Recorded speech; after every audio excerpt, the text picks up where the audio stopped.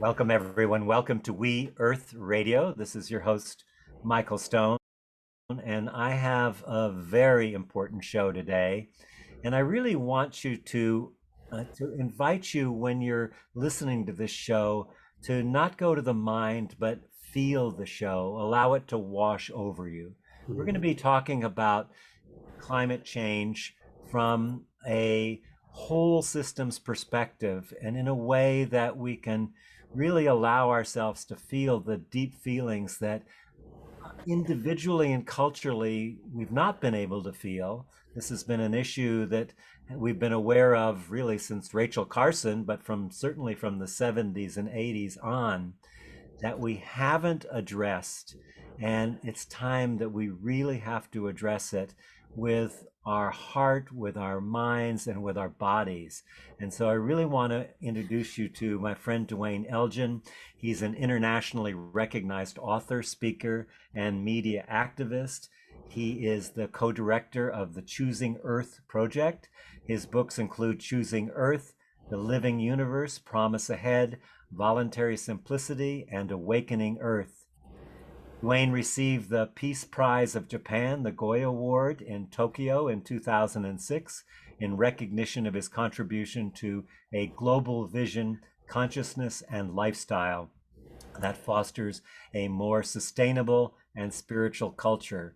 His personal website is duaneelgin.com, and the project website is choosingearth.org. Duane, good to be with you again. Michael, it's so good to be with you, brother. We've been on a long road together. It's a long road. Here we are in 2022. And, an issue that's dear to our heart has not gotten it's been sidetracked a lot.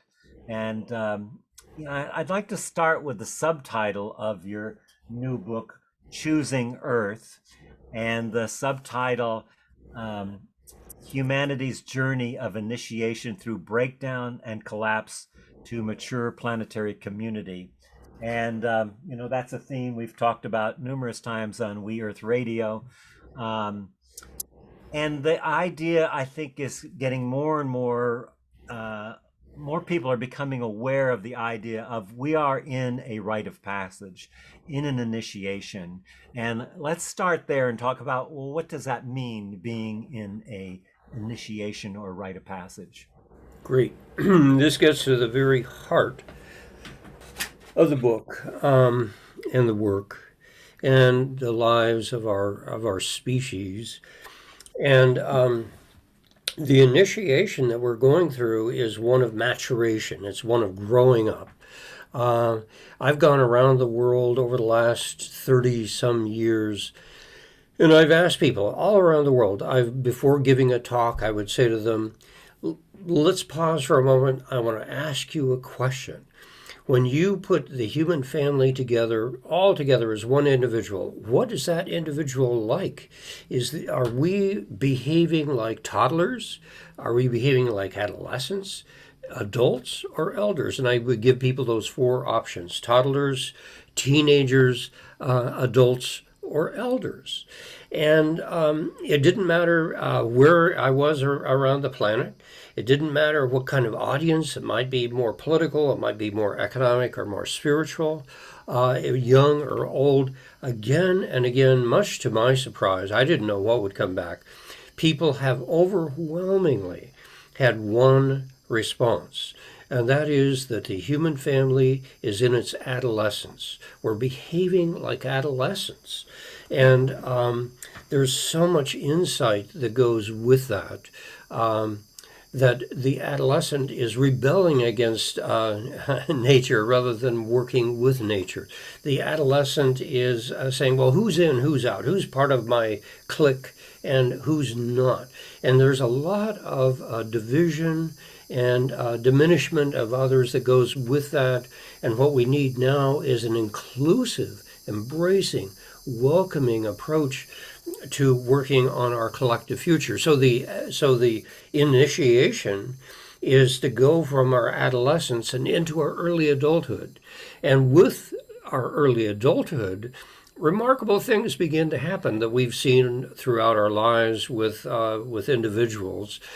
We begin to put the well-being of others ahead of ourselves. We begin to pull back from rebelling against people and nature to cooperating and finding ways to be a colleague in this transformational process. So the core of what this book is about is actually very simple. It's growing up. Let's grow up as a species. Now, that sounds simple, but if we look at our lives as individuals, and if I would ask you, Michael, what happened to you to go from your adolescence to adulthood, chances are you went through some real trauma. You went through challenges to get there. Every person I've asked has said, yes, this was a really challenging time for me. And I'll ask, well, what was the difficulty that you faced? And someone will say something like, well, it was a brush with death. That shocked me. What? Yes, I saw my mortality. It was a brush with death. And I realized I need to step up to life in new ways. And so we could go further into the maturation process. But I think most people recognize in their own personal lives, they've gone through an incredible journey to get from their adolescence and into adulthood. And likewise, we're going to have to go through some really challenging times as a species to get into our behaviors and attitudes and values as adults on this endangered planet. Yeah. Duane, I'm really glad you bring up trauma right at the beginning here, because I think it's such an important piece to look at.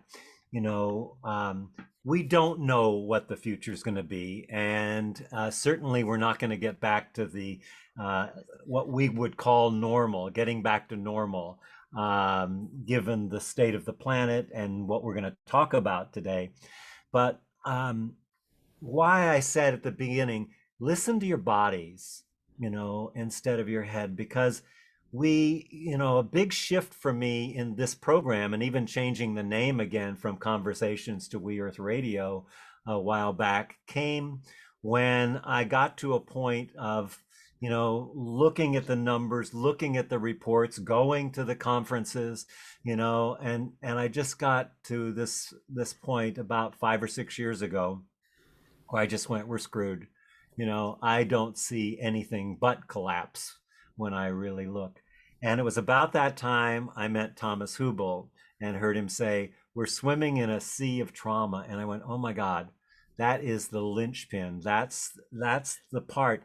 And people look at trauma as big T trauma, but not at the trauma that keeps us in the adolescent and younger stage. I mean, when I was in the corporate world, I'd see CEOs at 50 or 60-year-olds immediately revert to their 5-year-old adaptive child, when they got triggered. And that's true for all of us. Yeah. There are frozen parts of our past from early childhood, even before the adolescence, even though we're in an adolescent stage, even before that until we see and feel and hear those parts of us that are frozen, we'll be looking through a glass darkly, so to speak. And so I think it's really important to, again, allow this to wash over us and to look, and it's important to look out to the future and say, well, what is actually available, since we missed a lot of opportunities over the last half a century? What are the choices that we have? And I think I'd like to get into that area of what are the 3 choices and begin to look and see, oh my God, here we are, and what can we do to go with the most positive of the choices? Great. Well, let's go back and start with trauma. Mm-hmm.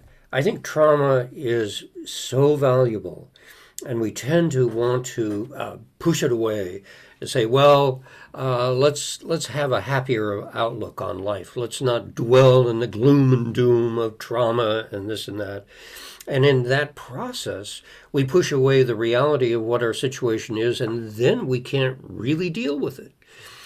Now, another way of looking at trauma is to say, well, trauma can be the teacher. Trauma wakes us up. Suffering is the catalyst to say, whoa, I'm suffering. I don't want to suffer. Well, what do I need to do? What are my choices to move beyond a world of trauma and suffering? So it's really important that we see this, the pain of our times, the difficulty of our times, as a teacher, as an ally, as an aid to our awakening and our maturation into our early adulthood. And that's where we can really say, okay, I embrace the trauma of our times, and I acknowledge the suffering that I'm feeling, but I'm not. I'm more than that. I'm bigger than that. But that's a part of who I am, and I'll live with that. And then we're going to move beyond that into a world that transforms the suffering into a world of growing potential, growing promise to grow into my early adulthood. So, first stage, what you brought up. I just want to say, I love that you say the trauma of our times, because it's not just personal trauma that we're dealing with. People can feel the fear and the anxiety.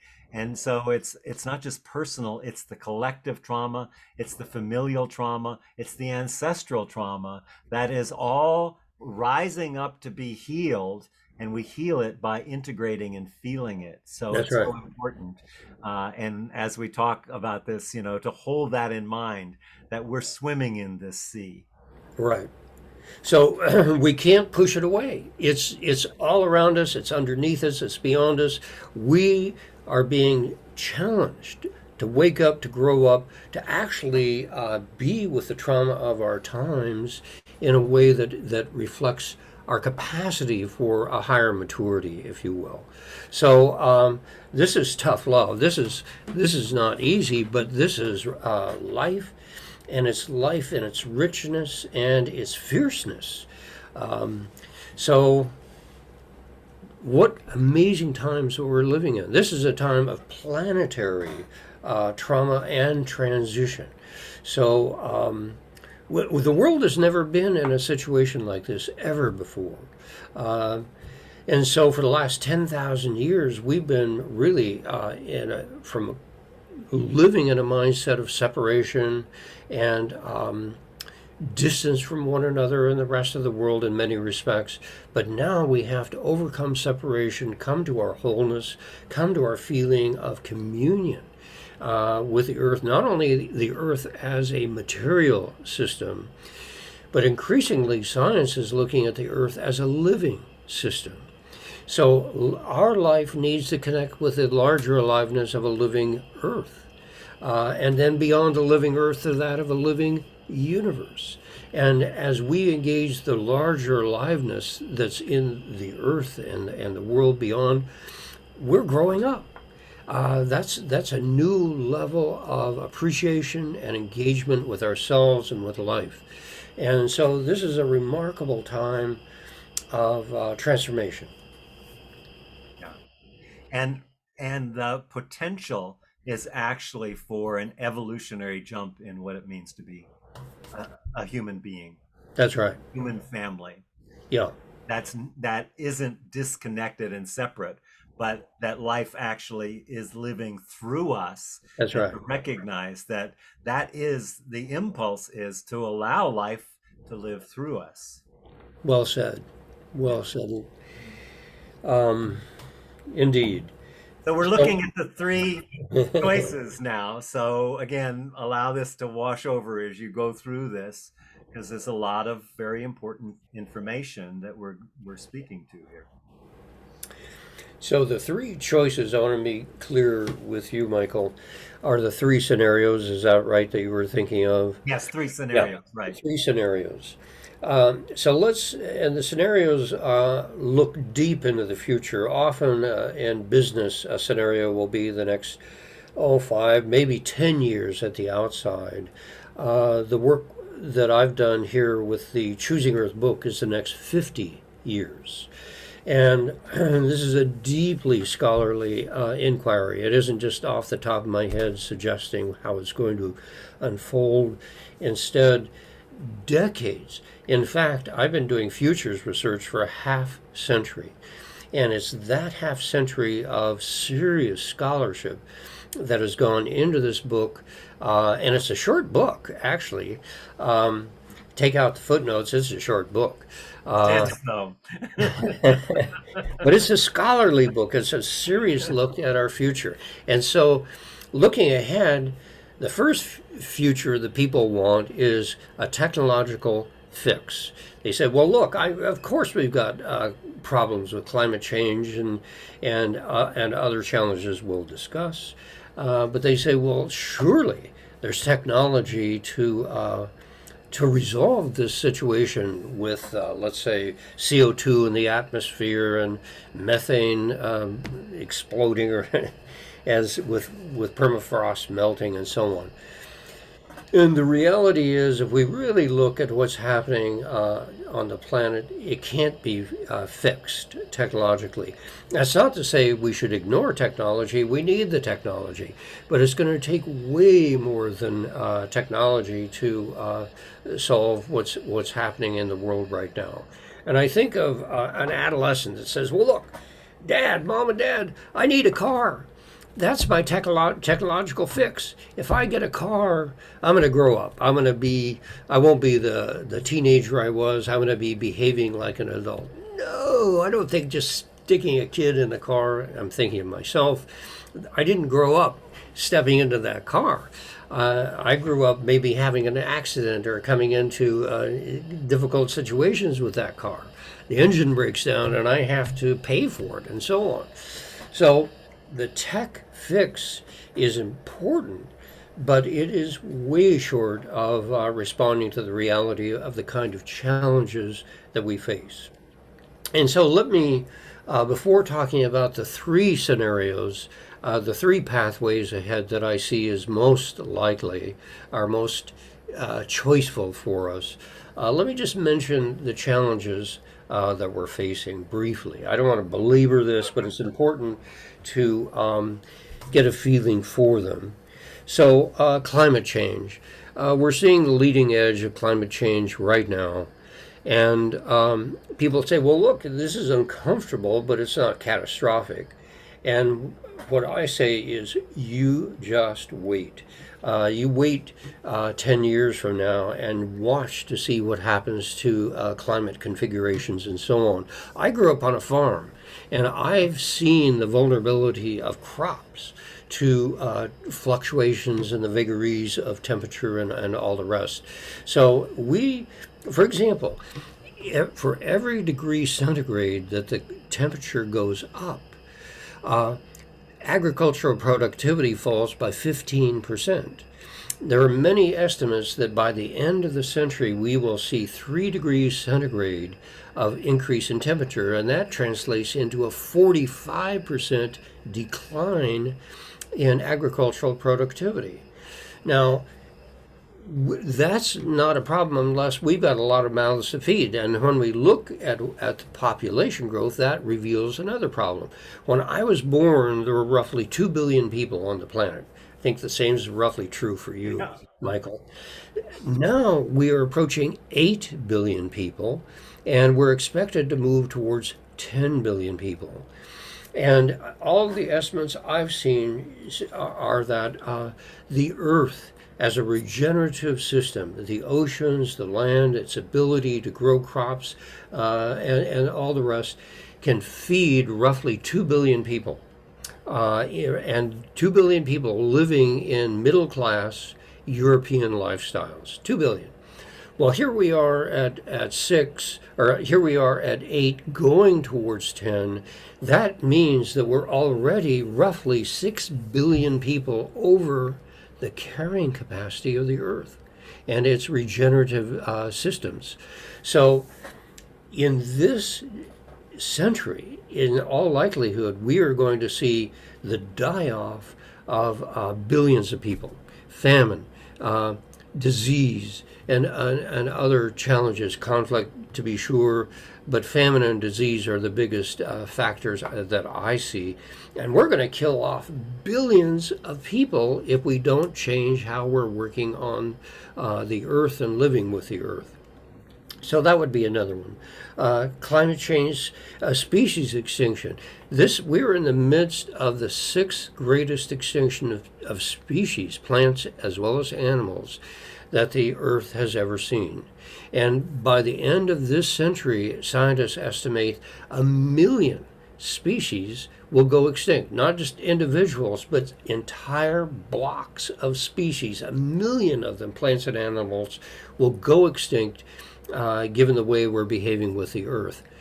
Now, I could go, there are more challenges that we're facing, and we could discuss those. But as you say, let this wash over. Don't just think about the numbers that I'm mentioning. Experience the reality of an impoverished Earth where upwards of half of the plant and animal species have been wiped out. Do we want to live in that kind of impoverishment? Let the experience of billions of humans die wash over us. What are we doing to change that dynamic? These are serious times, asking us to grow up as a human family, wake up as well, and see what is happening. Take that in, let it wash over us, and let the trauma that we experience be our teacher. Let the suffering that's out there in the world right now be the catalyst for a new awakening and a new understanding. So those are some of the forces that are pushing us, and we're being pushed into 3 different pathways I see for the future. And they're not, none of these are easy pathways. One pathway is collapse. We're in a time of unraveling right now. Systems of all kinds are unraveling. The political systems, the economic systems, the supply chains are breaking down. People see this in their everyday lives. So the world is unraveling right now. And if it continues to unravel throughout the decade, as I think it will, at some point, there's just not enough hold there to keep it together, and we fall. And when we finally unravel and we fall, it will be a great fall. The entire planet is implicated and involved in this. And I think after the fall comes, really, that's when we hit bottom. And that's when we feel the pain of the past centuries of growth, and we see, no, this was not a viable pathway ahead. Right now, we're consuming 1.7 Earths each year, which means that we're consuming over half of an Earth's regenerative capacity by drawing down on resources that are non-renewable. So oil would be, I was just going to say, and that number is a global number, but if you took an Earth number, it would be more like 5 or 6, I believe. Yes. North in U.S. Yes. So we're over consuming the Earth. We're an overshoot right now. We're living beyond our means profoundly right now. So the possibility of collapse is not remote, it's near. By the end of this decade, by the time we get into the 2030s, I think it's very likely that we'll be moving from unraveling into just really a great fall and the beginnings of a global collapse. So I think that is one pathway ahead. And there's no assurance that we're going to be able to recreate a viable world ecologically, politically, socially, economically, all the rest, in the context of collapse. So now we have the choice. We haven't fallen yet. Let's make our choices now. Let's learn from the trauma of these times and move ahead consciously, deliberately, with maturity.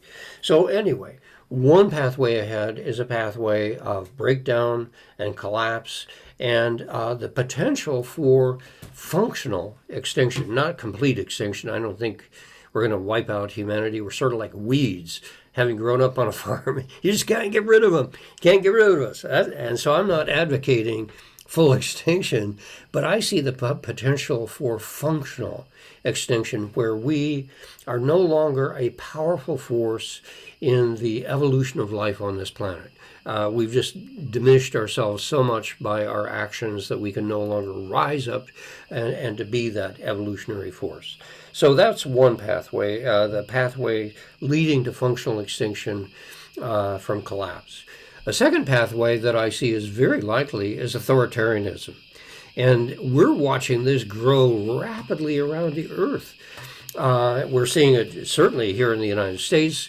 China is an extremely authoritarian society. Russia is as well. India is moving in that direction. Other countries in Asia, for example, are beginning to feel the authoritarian impulse. So the potential for authoritarianism is very great. And to my surprise, many people in the United States that I've spoken with have said, well, maybe it's just going to take an authoritarian ruler to cut through the complexity and the confusion of our times and to come up with a pathway that will keep us from going extinct. Well, maybe. But I just hate to see the loss of human freedoms because those freedoms are the foundation for our maturation, for our growing up. So basically, And creativity and innovation too. that's right. That's right. Creativity and innovation as well. And so a pathway of authoritarianism may keep us going into the future, but as you suggest, our sense of freedom, our creativity, and so on, that really is at the heart of humanity, is going to be profoundly diminished. So that's the second pathway, authoritarianism. The third pathway is one that I'm calling transformation. I don't know what to call it, but it's where we step outside of the historical past and we look at a new vision of a promising future. And that's where we say, God, if we're over consuming the earth right now and we're an overshoot and we have to pull back, what does that mean? What does that look like? Well, it means that we're going to have to reconfigure our everyday lives just across the board. And that means that the food that we eat is going to be changing, the car that we drive, the house in which we live, the work that we do, all of this, all of these key relationships that dominate our lives now are going to have to be reconfigured if we are going to live sustainably on this earth. And that in turn requires a reconfiguration of politics, and it's a politics of compassion, a politics of awakeness that recognizes the suffering of our times is really a catalyst for transformation, for change, for moving ahead into a more promising future. And looking at people, I despair because I'm not seeing folks step up to the magnitude of change that we are being asked to implement on the earth. And I'm hopeful that within this decade, though, we will wake up, we'll grow up, and we'll see what's being asked of us by the earth if we're going to have a viable and healthy life for ourselves. So those are the three pathways: extinction, authoritarianism, or transformation. And the pathway of a quick fix with technology, I think, is not a viable Right. Duane, it occurs to me that there is one particular issue here in terms of the third possibility. I've had, Karen O'Brien. I think you know her work. If you I'm don't, not. I want to hear Karen O'Brien. Okay, no, I'm not. I don't. She's the University of Oslo. She's written several books. She worked with Paul Hawken Okay. on the hundred ways. I can't remember the name of it, but Karen really drove home to me something that I was already working with and knew about. But she said, "Look, you look at technology, you say, well, technology is an issue, like you said, but it's really not the issue. You look to politics, our current governing forces around the planet. But when it comes down to one thing, climate change and all the other issues are relationship issues. And that the issue there is the thing that you said earlier.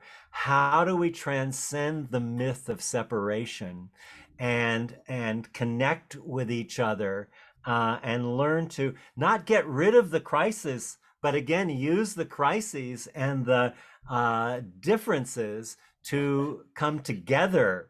William Ury, the amazing mediator, global mediator, talks about how can I take a third side in how can I see from the balcony and see how we're relating, and that brings it home down to the very simple, how am I relating in all my conversations with my family, with my partner? So I want to bring this to meaningful actions that we can do to empower ourselves to more deeply connect. In your book, you listed, I think, about 13 meaningful actions. But as a basis of that is recognizing the deep interdependency of us with other humans and with the Earth systems. Great. I so resonate with what you're saying, Michael, that in my view, the most fundamental crisis that we're facing is a communications crisis. And whether it's a family or just talking to a friend, the most powerful thing we can do in a democracy is talk. If we have the capacity to communicate, we have the capacity to transform the world. And that's part of the problem of the authoritarian world. It diminishes that. And the pathway of breakdown and collapse. There's no way to reconfigure life as we can do it right now. So I talk to people and I say, look, the climate crisis is really a communications crisis. We're not talking about this. And they say, well, what do you mean? It's on a lot of people's mind. I say, well, look, let's take a look at broadcast television. People still get most of their news from broadcast television, it turns out. And in the United States, if we look at the four major broadcast networks, ABC, CBS, NBC, and Fox, and we take the news programs of those four major networks and look at how much time they've devoted to climate change over the space of an entire year, and we add it all up, those four networks add up to about 3 hours of time, of television time, looking at climate change. For a whole year. For a whole year. Now, I don't care how good those 3 hours are, spread across all of those many hours and days over the course of a year. It's not enough to run a modern democracy facing the kinds of challenges that we do. So that's an illustration that we aren't communicating up to the level at which we could. The technology is there to support it, but we're not using the technology to realize it. So then I say, well, look, there's more that's a communications crisis. The species extinction, plants and animals, that's a communications crisis, because if we communicated back to our leaders and said, look, we value having plants and animals on this earth. Let's focus on that as a priority where we want to invest resources. Great. And we can go down the list of the various challenges that we're facing. And each one in its own way is a communications challenge. And so before we even move into the technological fixes, I suggest go deep into the communication about these challenges and really understand them so we can step up, step forward, and engage them at a level and in a way that really is appropriate. It really fits. So Communication, I think, is central to our future. And the whole idea of choosing Earth is, how do you choose it? Well, you communicate about it. You say, well, look, we're just drifting along here, letting the Earth slide into either extinction or authoritarianism. Let's choose a different pathway. Let's step up in our communication. Let's move into our early adulthood and as citizens, mature citizens of an endangered Earth. Let's talk about this. Can we build a new consensus for a viable future? Well, yeah, we can if we wanted to. So we're at the edge. We're on the verge of moving into an entirely new level of conversation as a species for our collective future. You know, one of the things you said in the book that I really resonate with me, that eco collapse is bringing about ego collapse. Ego That's collapse. not a bad thing. That's a very good thing. And it takes us into, allows us the ability. I think when we recognize our interdependence, we also begin to shift our thinking from either or to a systems perspective where we look at a whole systems view.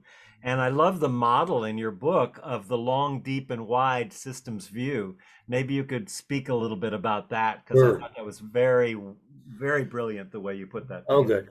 Well, people have asked, how is the picture of the world that you're developing different from anyone else's? I mean, what's unique, what's distinct about this, the work there in the Choosing Earth book? And I say, well, look, most studies and most politicians and most policymakers have a mindset that's fairly shallow. They're not looking at deep value changes. It's fairly narrow. They're not looking broadly. They're saying, well, the problem is climate. That's it. And if it's climate, well, then it's CO2 and we can handle CO2. They don't look wide to see, well, it's actually species extinction as well, resource depletion like water, overpopulation, inequities, and on and on. And if we start looking wide, we see that we've got a systems, as you say, Michael, a systems level problem. That systems level problem has depth to it. And to solve that, we're going to, and move into our early adulthood, we're going to have to reach deep into our consciousness, into our psyche, into our soul, and find that capacity as a species. Then we're going to have to look long, not just the next 3 to 5 years, as most politicians, let's say, do. We're going to have to look ahead, as we've done in this study, 50 years. And as in that looking ahead, it reveals trends that seem to be slight now. They grow in intensity and significance later on and cause tremendous problems unless they're dealt with currently. So we're advocating a view that looks wide, deep, and long instead of narrow, shallow, and short. And it's a narrow, shallow, and short view that's dominating our politics and our everyday life right now. People go outside and they say, well, look, it doesn't look so bad right now. We got plenty of birds around still, don't we? And so on. I ask people, for example, just a quick aside, it's called the splatter test. And you go out and look at the front end of your car and tell me how many bugs have gotten splattered in your recent driving around. And people say, well, you're right. It's pretty clean. My windshield is clean. The front end of my car, there are not many bugs being killed. And I say, insects are the foundation of our lives. If we see insects go, the plant kingdom is going to go, and we're going down as a species. So you can find out how we're doing very quickly. Just walk out, look at the front end of your car and how many bugs are splattered there, and you'll see, we are really in a time of great decline in the insect population on the planet. So there are different things like that come into play for giving us insight into how to transform our pathway into the future. And looking wide, deep, and long, I think, is simple People understand that. It's very direct. And they say, oh, okay, well, let's do that. What we see then is transformative. Right. Another issue that just comes to mind as you're speaking, along with separation, but it is the idea of individualism.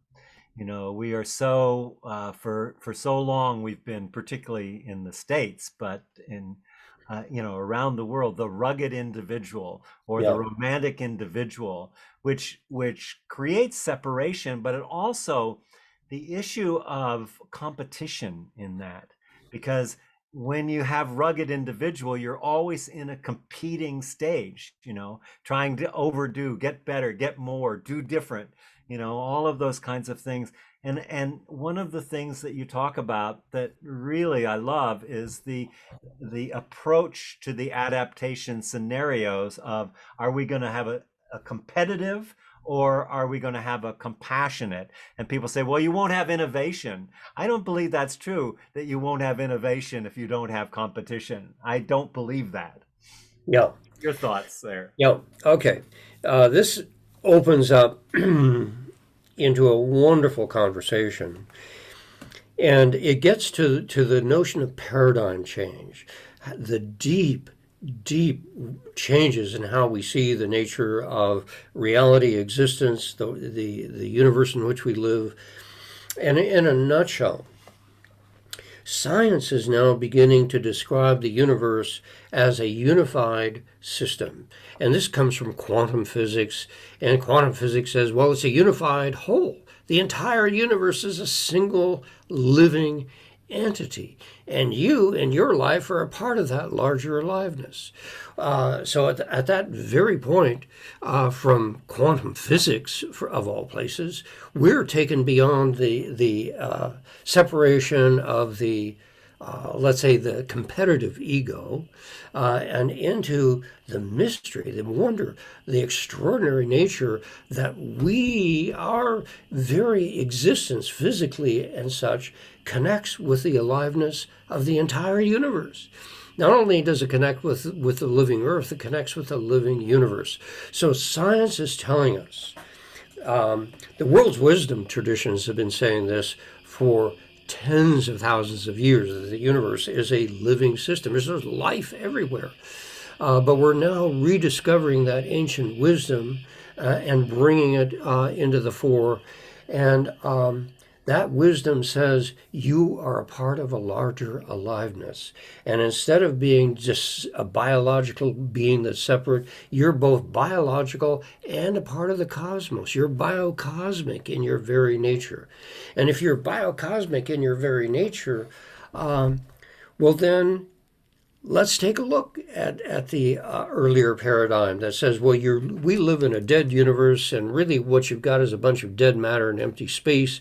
Well, then consumerism makes sense, individualism makes sense, competition makes sense, because you better get your share right now, because in a dead universe, it doesn't matter. All that matters is how much stuff have you got? How big is your car? How big's the bank account? And so on and so on. If it's a living universe, the living universe that science and quantum physics now is describing, then instead of exploiting that which is out there on behalf of myself, we want to take care of it.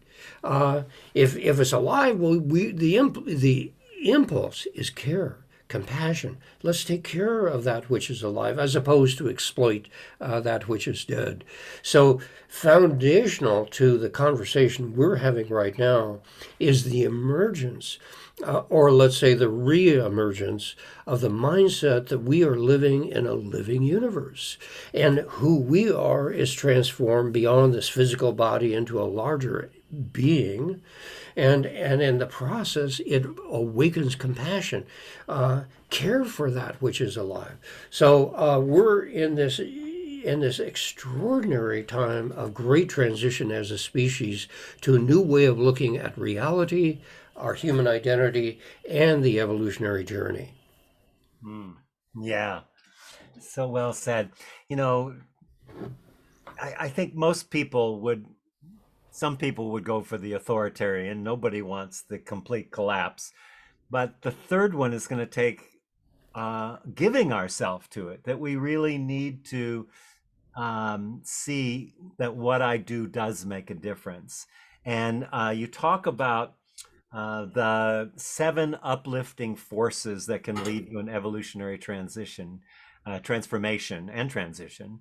And I'd love for you to talk about some of those so that people can recognize, oh, wait, there is something I can do here in the way I live my life.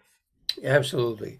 The first and perhaps most important is the one I just mentioned, that we're learning to live in a living universe. That changes the entire equation of life itself. So I don't need to belabor that. We've already discussed it.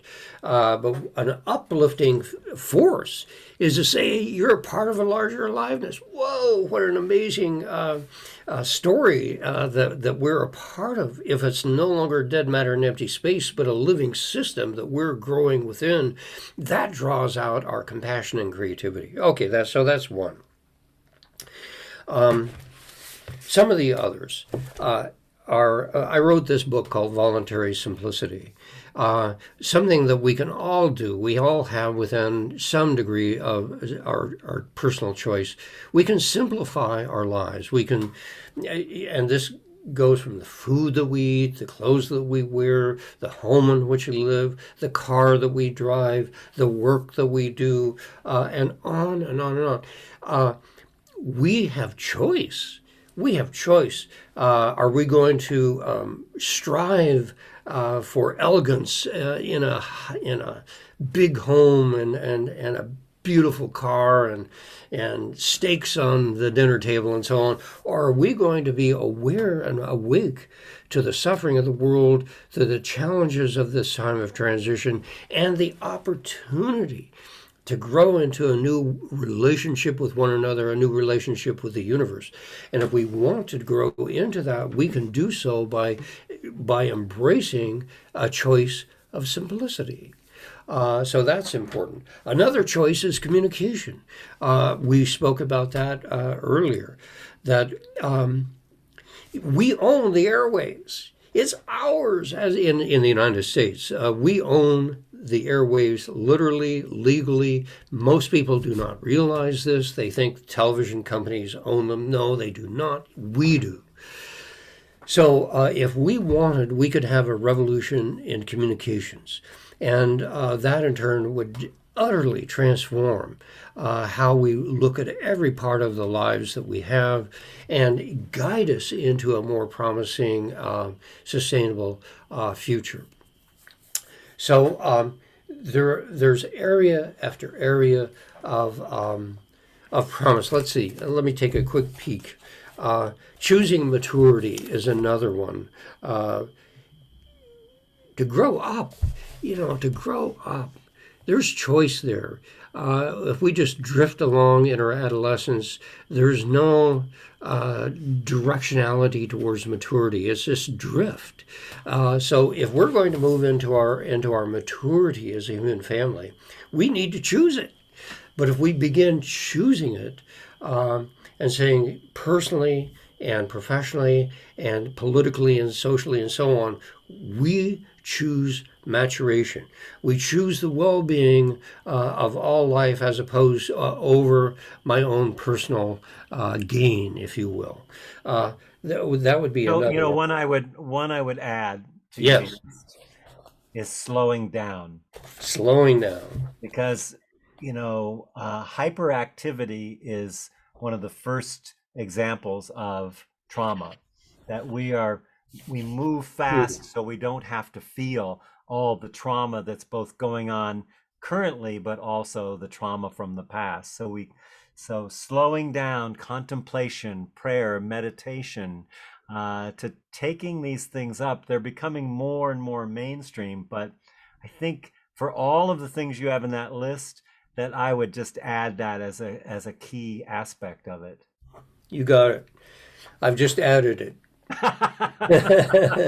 I'm rewriting your book. Sorry. Thank you. It's too late for the book, but it's not too late for when I talk to people.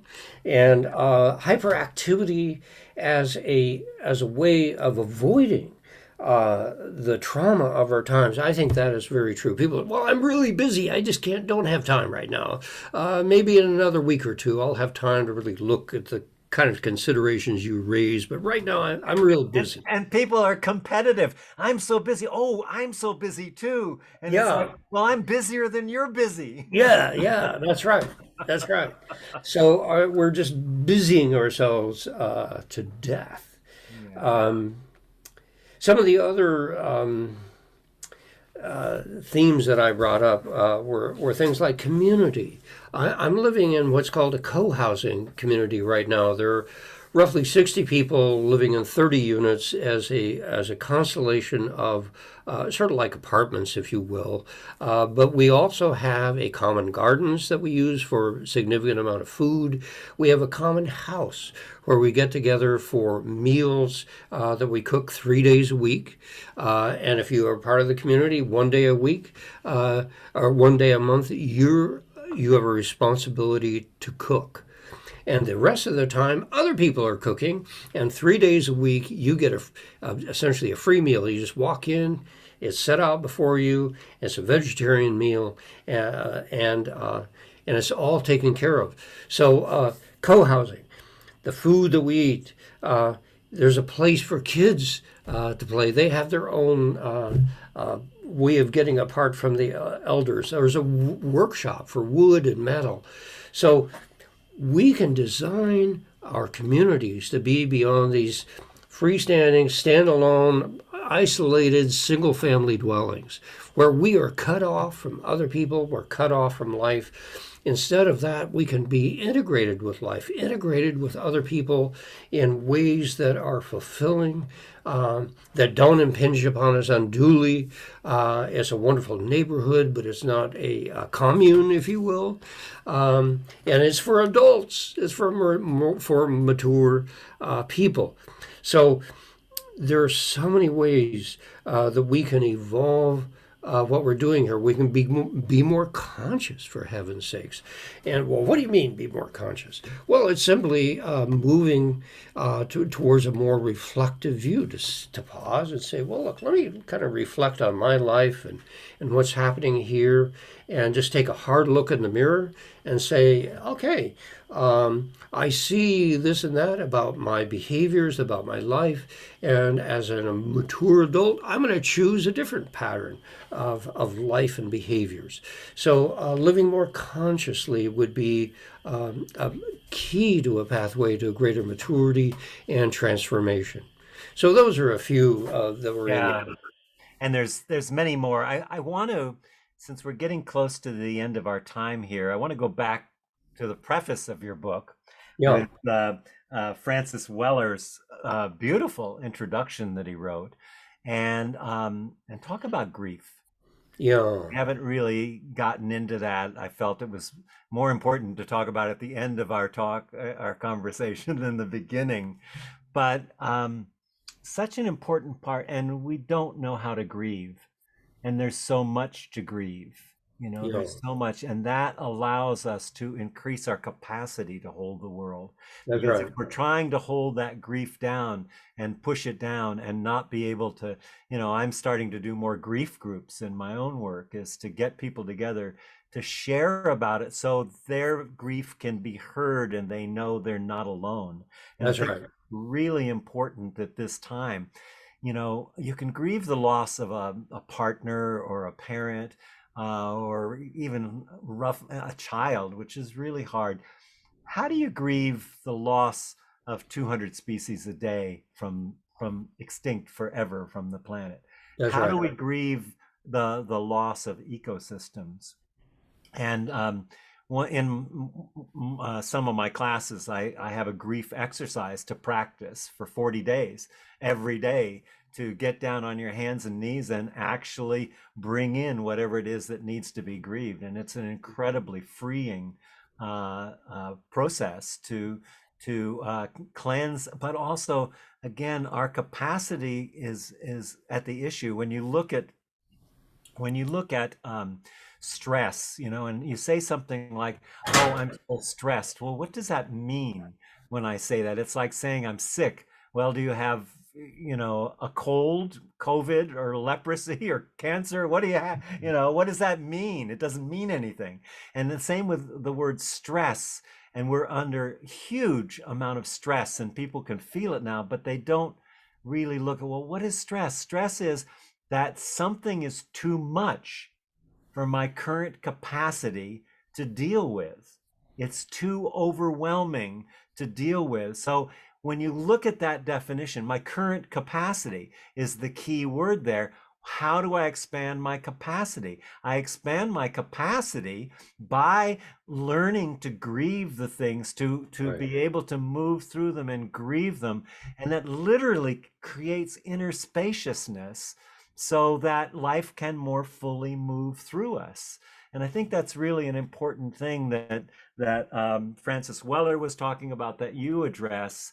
And I just think it's so important that, as Joanna Macy says, and you quoted her in your book, dear Joanna, that grief allows our heart to break open. And if our heart is break open, then we can feel the world and allow ourselves to act in accordance with what's actually happening, rather than what we'd like to happen, or some ideal future that we keep trying to live into, which keeps us from being in the present.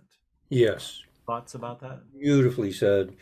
Um, One thing that Francis has said that I think really strikes home in this conversation is that if we don't learn how to grieve, we translate those traumas and those stresses into grievance. Mm-hmm. And the alternative to deep grief that can, where we have the capacity to receive that and learn from it, grow from that, if that is shut down, if it's not allowed, well, then what emerges is not grief, but grievance. And we are in a society right now of profound, just grievances everywhere. People are upset. They don't like what's going on, and they're very willing to express their grievance with it, oftentimes suggesting it's somewhere out there that needs to change, not something in here. And with grief, what comes up is both. It's both the outer and the inner both have to evolve to create a condition of healing and health and wholeness. And so learning to move beyond grievance and into the authenticity of grief is fundamental to our maturation as a species and the transformation of our living on this earth. Absolutely. So well said. Duane Elgin, my friend, so Mhm. good to be with you. We need to do more of these. Let's And do. I just want to tell people duaneelgin.com or choosingearth.org are the ways to reach Duane. And just much gratitude and appreciation for your tireless work, my friend. Thank you, Michael. Good to be here. You too.